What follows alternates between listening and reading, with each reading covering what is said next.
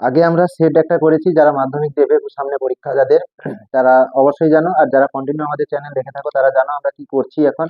Set complete করছি। আগে একটা সেট হয়েছে তোমাদের, পরবর্তী সেট দশম শ্রেণী ভৌতবিজ্ঞান নমুনা প্রশ্ন। কোন কোন চ্যাপ্টারের উপরে? পরিবেশের জন্য ভাবনা, পর্যায় সারণী এবং আয়নীয় সমাজের জীবনধারা।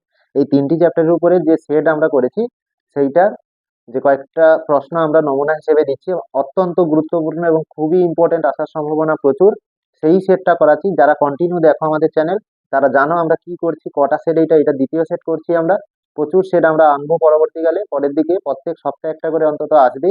আর যারা এখনো সাবস্ক্রাইব করেনি, সাবস্ক্রাইব করবে, পাশে থাকা বেল আইকন প্রেস করবে, ডেসক্রিপশনে লিংক দেওয়া থাকবে প্রশ্নের, সেখান থেকে প্রশ্নটা ডাউনলোড করে তোমরা প্র্যাকটিস করে তারপরে উত্তরটা দেখবে। চলো বেশি দেরি করবো না, শুরু করি। সেট 1 নম্বর প্রশ্ন কি রয়েছে? 1 নম্বর প্রশ্ন বলছে ভ্যান অ্যালেন বিকিরণ বলয় কোন স্তরে দেখা যায়? 1 নম্বর প্রশ্ন। 1 নম্বর প্রশ্ন কি আছে? 1 নম্বর প্রশ্ন আছে ভ্যান অ্যালেন বিকিরণ বলয় কোন স্তরে দেখা যায়? উত্তর হচ্ছে অপশন ডি, ম্যাগনেটোস্ফিয়ার। উত্তর কি হবে? ম্যাগনেটোস্ফিয়ার।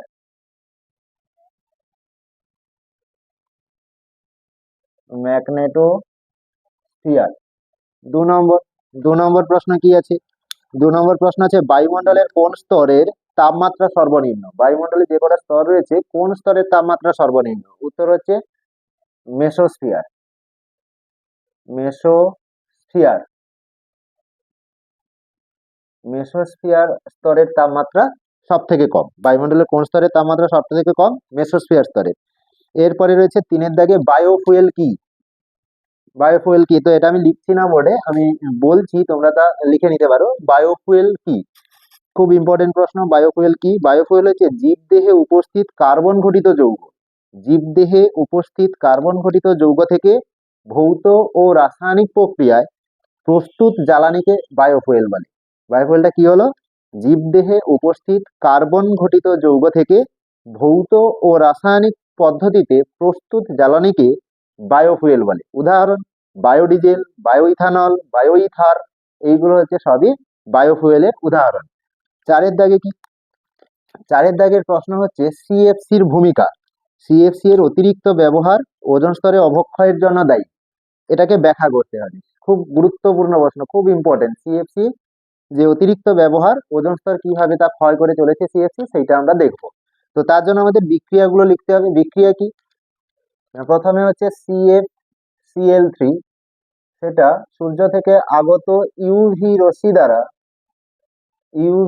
দ্বারা বিয়োজিত হয়ে CFCl2 প্লাস Cl, এই যে ক্লোরিন পরমাণু, সক্রিয় ক্লোরিন পরমাণু তৈরি করে।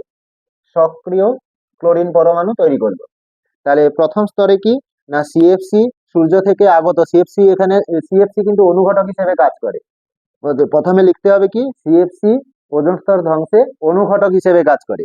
সূর্য থেকে আগত সিএফসি বিয়োজিত হয়ে সক্রিয় ক্লোরিন পরমাণু তৈরি করে। সক্রিয় ক্লোরিন পরমাণুগুলি ওজোন গ্যাসের সাথে বিক্রিয়া করে O3, ওজোন গ্যাসের সাথে বিক্রিয়া করে ClO অর্থাৎ ক্লোরিন মনোক্সাইড, এইটার নাম ক্লোরিন মনোক্সাইড উৎপন্ন করে। ক্লোরিন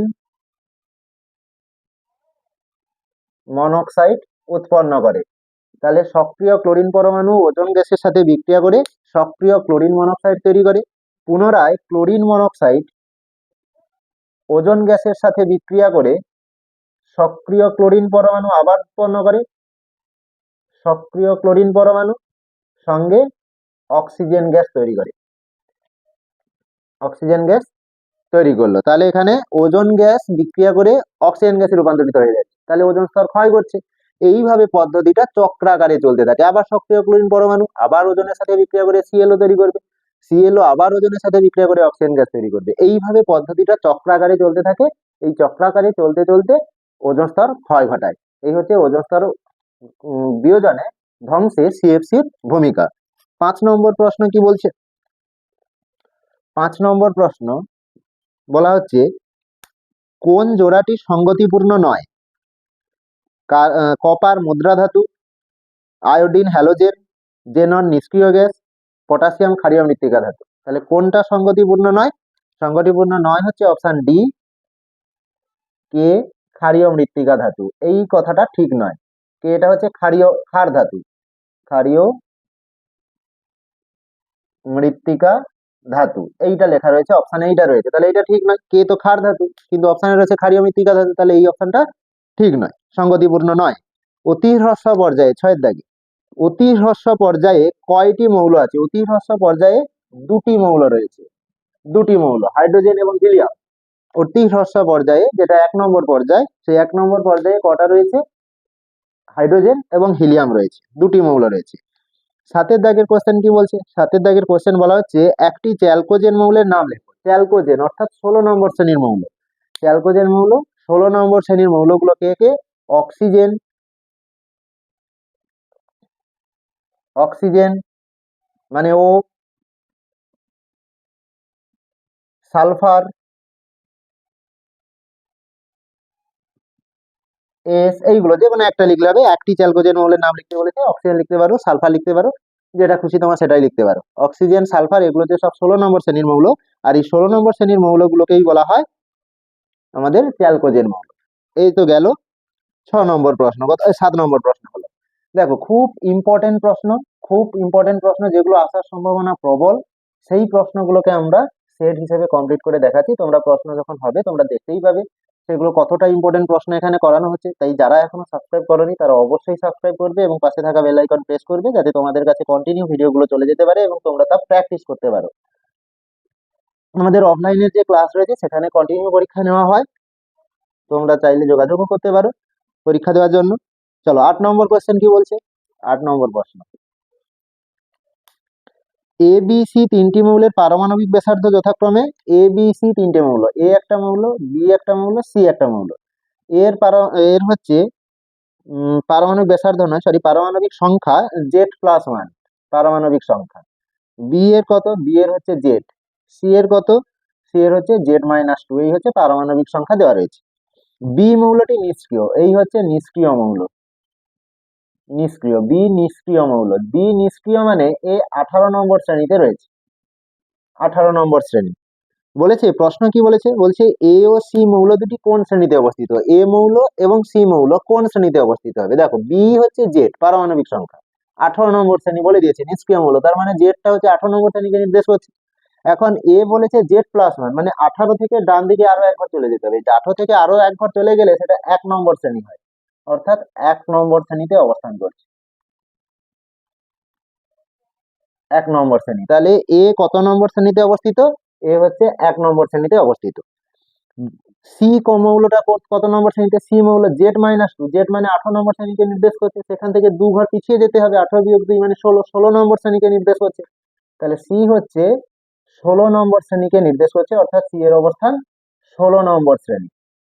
কত নম্বর শ্রেণীতে? সি হচ্ছে 16 নম্বর শ্রেণীতে তারা অবস্থান করছে। এরপরে বলা আছে এ ও সি মৌল দুটি দ্বারা গঠিত যৌগের সংকেত কি হবে? এ এবং সি দ্বারা গঠিত যৌগের সংকেত কি? এখানে দেখলে ভালো করে পর্যায় সারণী, যারা পড়াশোনা করেছো, যারা খুব ভালো করে বোঝো পর্যায় সারণীকে, তারা দেখতে পাবে এ 1 নম্বরে, মানে এটা হচ্ছে আপাতত আমরা ধাতু ধরে নিতে পারি, এ হচ্ছে ধাতু, আর সি রয়েছে 16 নম্বর শ্রেণীতে, সেটা হচ্ছে আমরা অধাতু। এবারে আয়নীয় যৌগ, এবারে ধাতু আর অধাতু দ্বারা কি তৈরি হয়? আয়নীয় যৌগ তৈরি হয়। তাহলে আয়নীয় যৌগ তৈরি করার নিয়ম কি? আগে ধাতু বসে, আর ধাতু বলতে তীব্র ধনাত্মক যারা, ধনাত্মক ধাতু বলতে এখানে এটা হচ্ছে 1 নম্বর শ্রেণী মানে ধনাত্মক মৌল, সি হচ্ছে 16 নম্বর শ্রেণী মানে ঋণাত্মক মৌল। এরা যখন ধনাত্মক এবং ঋণাত্মক মৌল যখন পরস্পর যৌগ তৈরি করে আয়নীয় যৌগ তৈরি হয়। আয়নীয় যৌগ লেখার নিয়ম কি? আগে ধনাত্মক মৌল পরে ঋণাত্মক মৌল, অর্থাৎ আগে ধনাত্মক মৌল মানে এ আর পরে ঋণাত্মক মৌল মানে সি। সংকেত লিখছি এখন, এবারে সংকেত কিন্তু এখনো শেষ হয়নি। তাহলে আগে থাকবে কে? আগে থাকবে এ, পরে থাকবে সি। এবারে যোজ্যতা আদান প্রদান করে দেবো। সি 16 নম্বর শ্রেণীর মৌল, 16 নম্বর শ্রেণীর মৌলগুলির যোজ্যতা 2। এ 1 নম্বর শ্রেণীর মৌল, এ মৌলগুলির যোজ্যতা 1, তাহলে এর যোজ্যতা 1 সেটা চলে যাবে সি এর ঘাড়ে, 16 নম্বর শ্রেণীর যোজ্যতা 2 সেটা চলে আসবে এর ঘাড়ে। আয়নীয় যৌগের যেভাবে গঠিত হয়, তাহলে সি এর যোজ্যতা 2 সেটা চলে এলো এর কাছে, আর এর যোজ্যতা 1 সেটা চলে গেল কোথায়? সি এর কাছে। একটাকে লেখা হয় না, তাই সংকেতটা হচ্ছে এ টু সি। তাহলে সংকেত কি দাঁড়ালো? যে এ ও সি মৌল দুটি দ্বারা গঠিত যৌগের সংকেত কি হবে? সংকেত হবে এ টু সি। 9 নম্বর প্রশ্ন কি বলছে? আয়নাইজেশন শক্তি। তো সংজ্ঞা তোমরা সবাই জানো, বইতে আছে, এবারে যে যা পড়াও আছে, আমি আর বলছি না, ভিডিও অনেকটা লেন্দি হয়ে যাবে, সেক্ষেত্রে তোমরা নিজেরা বই থেকে করে নিতে পারো। স্যারেদের থেকে তোমরা অবশ্যই পড়িয়েছে, স্যারেরা পড়িয়েছে ভালো করে বুঝিয়ে দিয়েছে, সেইটাও ফলো করো। নম্বর শ্রেণীর মৌলগুলি ওই একই সঙ্গে 9 দাগের প্রশ্নতে রয়েছে আয়নাইজেশন শক্তি কাকে বলে, এবং হচ্ছে বলেছে 17 নম্বর শ্রেণীর মৌলগুলিকে জারণ ধর্মের ক্রমে সাজাও। 17 নম্বর শ্রেণীর মৌলগুলি, 17 নম্বর শ্রেণীর মৌলগুলি আছে কিভাবে? 17 নম্বর শ্রেণীর উপরে রয়েছে ফ্লুরিন, তারপরে রয়েছে ক্লোরিন, তারপরে আছে ব্রোমিন, তারপরে আয়োডিন, অ্যাস্টাটিন, এইভাবে চলছে। তো জারণ ধর্মের ঊর্ধ্বক্রমে বলতে জারণ ধর্ম শ্রেণী বরাবর নিচের দিকে গেলে কমে যায়, নিচের দিকে গেলে জারণ ধর্ম কমে। তাহলে নিশ্চয়ই নিচের দিকে গেলে যেহেতু কমে, তার মানে উপরে যে আছে তার বেশি, তাহলে জারণ ধর্ম ফ্লুরিনের বেশি, তার থেকে কম ক্লোরিন, তার থেকে কম ব্রোমিন, তার থেকে কম আয়োডিন। এখন প্রশ্নে বলেছে ঊর্ধ্বক্রমে সাজাও, মানে ছোট থেকে বড়, মানে কম থেকে বেশির দিকে যেতে হবে। কম কার? আয়োডিনের কম, তার থেকে বেশি ব্রোমিনের, তার থেকে বেশি ক্লোরিনের, তার থেকে বেশি ফ্লুরিনের। এই ঊর্ধ্বক্রমে সাজানো হয়ে গেল, এইটা তোমাকে সাজিয়ে দেখিয়ে দিতে হবে। এই হচ্ছে 17 নম্বর শ্রেণীর মৌলগুলির জারণ ধর্মের ঊর্ধ্বক্রমে সাজানো। এবারে বলেছে 10-এর দাগের প্রশ্ন কি বলছে? 10 নম্বর প্রশ্ন, 10 নম্বর প্রশ্ন বলছে এ বি সি তিনটি মৌলের পরমাণু ক্রমাঙ্ক যথাক্রমে 7, 9, 12 কোন ক্ষেত্রে সমযোজী বন্ধন তৈরি হবে? বলেছে এ হচ্ছে পারমাণবিক সংখ্যা 7, পরমাণু ক্রমাঙ্ক 7, বি এর কত? বি এর হচ্ছে 9, আর সি এর ক্ষেত্রে হচ্ছে 12। এখন সমযোজী বন্ধন কারা সৃষ্টি করবে? তো দেখি, এ হচ্ছে 2, 5 ইলেকট্রন বিন্যাস করলে 2 ইলেকট্রন বিন্যাস করলে 2, 5 বাইরে কক্ষপথে 5টা ইলেকট্রন, মানে 15 নম্বর শ্রেণীতে রয়েছে। এটা 2, 7 মানে 17 নম্বর শ্রেণীতে রয়েছে। এর ইলেকট্রন বিন্যাস করলে 2 আর 2 মানে 2 নম্বর শ্রেণীতে রয়েছে, 2 নম্বর শ্রেণীতে রয়েছে। এখন কারা সমযোজী বন্ধন তৈরি করে? দুটি ঋণাত্মক মৌল পরস্পর যুক্ত হলে তবেই সমযোজী বন্ধন তৈরি হয়। তো এখানে ঋণাত্মক মৌল কারা কারা?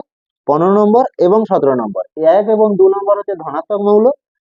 15, 17 দিকে কারা রয়েছে? কারণ ওদিকে গেলে, ডান দিকে গেলে যত বাম থেকে ডান দিকে যাব পর্যায় সারণী, তত তড়িৎ ঋণাত্মকতা বাড়তে থাকে। তাহলে এক্ষেত্রে এ হচ্ছে 15, বি এর হচ্ছে 17, মানে দুজন হচ্ছে তড়িৎ ঋণাত্মকতা এর থেকে এর বেশি। তাহলে এও ঋণাত্মক, সি এর সাপেক্ষে ঋণাত্মকতা বেশি, সি এর সাপেক্ষে বি এর ঋণাত্মকতাও বেশি। তাহলে যেহেতু ঋণাত্মকতা কোন দুটো মৌলের বেশি? এ বির ক্ষেত্রে এরা সি এর তুলনায় বেশি, তাহলে এ এবং বি দুজনে মিলে কিন্তু সমযোজী যৌগ তৈরি করবে। তাহলে এক্ষেত্রে উত্তরটা কি হবে? সমযোজী যৌগ তৈরি হবে কাদের দ্বারা? সমযোজী যৌগ তৈরি হবে এ ও বি দ্বারা। এ ও বি দ্বারা সমযোজী যৌগ এখানে বন্ধনটা সৃষ্টি হবে। যে যৌগটা সমযোজী যৌগ তৈরি হবে সেটা এ এবং বি। তাহলে সমযোজী বন্ধনটা থাকবে কাদের মধ্যে? এ এবং বি, অর্থাৎ অপশন বি। বি অপশনটা ঠিক। বি অপশনে কে কে রয়েছে? এ ও বি, এদের মধ্যে সমযোজী বন্ধনটা সৃষ্টি হবে। 11 নম্বর প্রশ্ন কি বলছে?